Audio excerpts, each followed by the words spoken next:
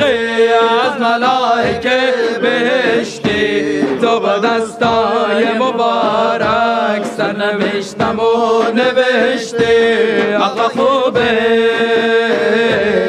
آقا جونه آقای گل آقا جون کمینه رو همیشه زیر دست خود بدون.